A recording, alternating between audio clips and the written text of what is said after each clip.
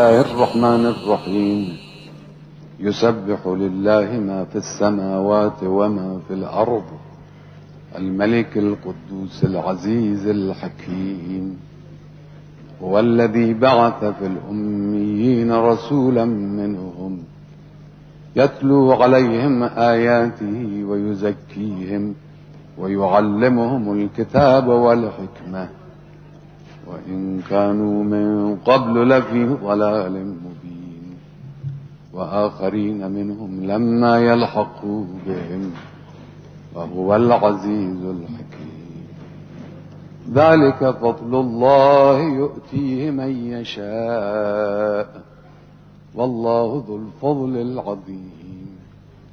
مثل الذين حملوا التوراة ثم لم يحملوها كمثل الحمار يحمل أسفارا، بئس مثل القوم الذين كذبوا بآيات الله، والله لا يهدي القوم الظالمين.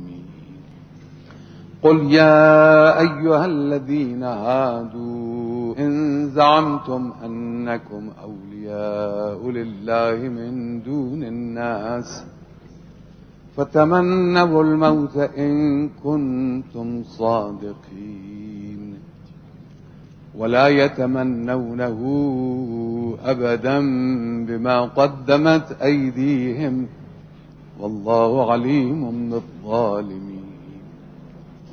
قل إن الموت الذي تفرون منه فإنه ملاقيكم، ثم تردون إلى عالم الغيب والشهادة فينبئكم بما كنتم تعملون.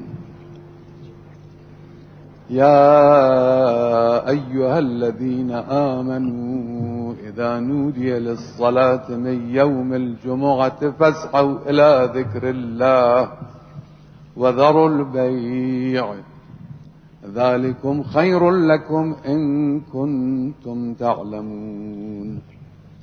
فإذا قضيت الصلاة فانتشروا في الأرض وابتغوا من فضل الله واذكروا الله كثيرا لعلكم تفلحون.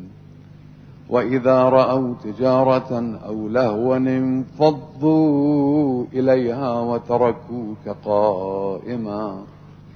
قل ما عند الله خير من اللهو ومن التجارة، والله خير الرازقين.